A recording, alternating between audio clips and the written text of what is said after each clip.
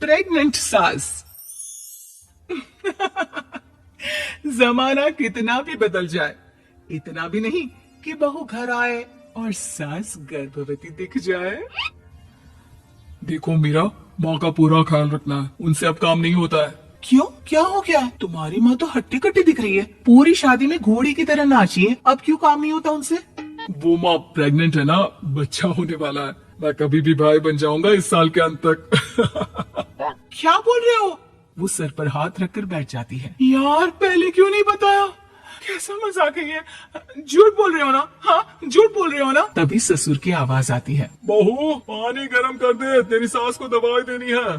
समय पर दवाई ना दी तो परेशानी हो जाएगी। और हाँ, जरा काजू पीस कर दूध में मिलाकर ले आना।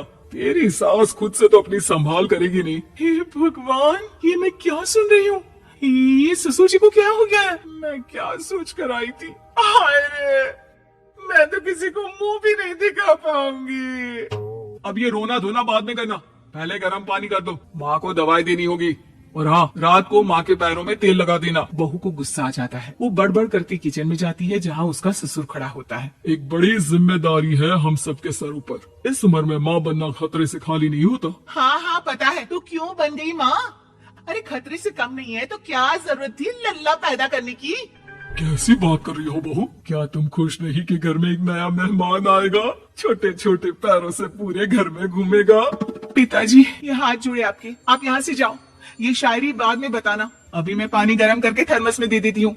सारा दिन पिलाते रहो गर्म पानी। और हाँ, ये बच्ची की बात बार बार मुझसे कोई नहीं करेगा। बहू का पारा अब चढ़ा ही रहता था। वो काम तो सारा करती, लेकिन किलस किलस कर। मीरा सारे काम से फुर्सत पाकर बैठी होती है कि माँ का फोन आ जाता है। बेटा, बहुत बड़ी जिम्मेदारी है तेरे सर पर, अच्छे से निभाना। ससुराल में हर किसी को खुश रखना वैसे तो मुश्किल है, लेकिन भगवान ही हिम्मत देता है बहू को हर कुछ सहकर सबको खुश रखने की। क्या बड़बड़ किए जा रही हो माँ? जानती भी हो कि यहाँ क्या चल रहा है? मेरी सास, अरे तेरी सास तो देवी है देवी। कितने खुश हो रहे थे सारे तेरी सूरत देख देख कर। पता नहीं जैसे बहू नहीं कोई मन मांगे मुराद मिल गई हो उन लोगों को। अरे बात तो पूरी सुनो। मन मांगे बुरा तो पूरी हुई है। अरे मेरी सास को बच्चा होने वाला है, प्रेग्नेंट है वो। क्या बकवास कर रही है मीरा? ये बात किसी को कहना मत। मुझे तो बता दिया, लेकिन अब अपनी जबान से ले। कहाँ है तेरी सास? बात तो करा मेरी। पूछू जरा, पोता पोती खिलाने की उम्र में खुद का बच्चा खिलाने का शौक कहाँ से आ गया? और आया भी तो बताना तो चाहिए था। अब क्या नाक कटाने के लिए हम लोगों से रिश्ता जोड़ा है? रुक, तेरे पापा से बात करती हूँ। मीरा फोन रखकर लेट जाती है। वो एक सपना देखती है कि उसकी गोद में एक बच्चा खेल रहा है। भाभी की गोद में कितना खुश दिख रहा है ना, लग ही नहीं रहा कि भाभी है। मैं तेरे लिए क्या लाया हूँ, सोने की बालियां। तेरी शादी में तो मैं बुढ़ा हो जाऊंगा ना। अरे कैसी बात कर रहा है बेटा, इसकी जिम्मेदारी तो तू ही लेगा। हम लोगों का तो कोई भरोसा नहीं, कब ऊपर वाला उठा ले। बहू को सास को देख देख कर गुस्सा आ रहा था। तभी वहाँ पड़ोसन आ जाती है। अरे बहू, तुझसे तो पूछने से भी डर लगता है कि कब खुशखबरी सुना रही है। अब तो अपनी 1 महीने की ननद की ही जिम्मेदारी संभाल ले, बहुत है।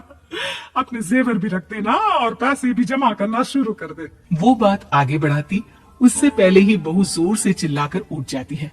नहीं नहीं नहीं नहीं, मैं अपने जेवर किसी को नहीं दूंगी। अरे कौन ले रहा है तुम्हारे जेवर? तुम औरतें भी ना सपने में भी जेवर ही संभालती रहती हो। मैंने जो सपना देखा है ना, सुनोगे तो होश उड़ जाएंगे। अच्छा, तुम अपना सपना बाद में बताना, पहले मेरा सुनो। कल मैंने इतना अच्छा सपना देखा, इतना अच्छा सपना देखा कि अगर वो पूरा हो जाता है ना तो मैं तुम्हारे लिए रानी हार बनवा दूंगा। बहू अब सारे गम भूलकर पति का सपना सुनने में लग जाती है। अरे क्या सपना था बताइए ना, बोलिए भी तो, क्या सपना है? मैं पूरा कर दूंगी अगर बात रानी हार की है तो। बोलिए बोलिए। मैंने रात को सपना देखा कि माँ को बेटी हुई है और मुझे बहन। सच्ची, इस घर में बेटी हो जाए तो मैं तो झूम ही उठूं। मीरा का मुंह बन जाता है, वो चुप हो जाती है और सपने की बात याद करती है कि बेटी हुई तो उसे ही अपने गहने उसे देने होंगे।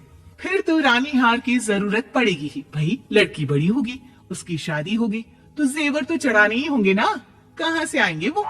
कितने समझदार हो तुम मीरा। मैंने भी यही सोचकर तुम्हारे लिए रानी हार लेने का सोचा था।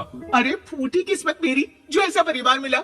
मेरे पापा की तो मैं अभी क्लास लगाती हूँ, जो सब जानते हुए भी ऐसे परिवार में मेरी शादी कर दी। बहू पिता को फोन लगाने ही वाली होती है कि ससुर की फिर से आवाज आती है। बहू, गरम पानी ले आ जल्दी, थर्मस में खत्म हो गया है। बाद में खबर लेती हूँ मैं पापा की, पहले सास को गर्म पानी दिया हूँ। बहू अभी किचन में काम कर ही रही थी कि मीरा के मम्मी पापा आ जाते हैं। वो हाथ में ढेर सारे फल लेकर आते हैं। मीरा के पिता मीरा के ससुर से कहते हैं, लीजिए भाई साहब, ये फल रखिए, बहन जी को खिला दीजिएगा। वैसे कैसी है उनकी तबीयत? बस पता तो है आपको, ऐसे वक्त में जो होता है बस वही सब। मुझे तो सुनकर बहुत गुस्सा आया था, लेकिन चलिए, भाग्य में जो है लिखा उसे कौन टाल सकता है। डॉक्टर को दिखाए? हाँ हाँ, बस डॉक्टर आने ही वाला है। अच्छा हुआ आप लोग भी आ गए। उतने में एक सुंदर सी लेडी डॉक्टर आती है। पेशेंट कौन है आप? अरे नहीं जी, मैं तो बहू हूँ इस घर की। मैं तो अभी सोच भी नहीं सकती पोता या पोती के बारे में। अभी तो मेरी सास ही। अरे चुप हो जाना, देख तो ले, डॉक्टर है ये, किसी के भी सामने गुस्सा फोड़ देती है। डॉक्टर कमरे में जाती है और थोड़ी देर बाद बाहर आ जाती है। पीछे से सास भी निकल आती है। हे भगवान, इतना दुख तो किसी को भी ना दे जितना मुझे दिया है। देखिए बहन जी, आप लोगों को तो ये सोचना भी नहीं चाहिए था। वही तो मैं भी कह रही थी कि आप लोगों के लिए तो सोचना भी गुनाह है, लेकिन अब पछताए होत क्या जब चिड़िया चुग गई खेत। डॉक्टर वहाँ से चली जाती है। मैं माँ नहीं बन सकती, मैं प्रेग्नेंट भी नहीं हूँ। ये कैसे? तुम तो बोल रही थी कि अरे वो गैस का दर्द था और पेट भी गैस से फूल रहा था।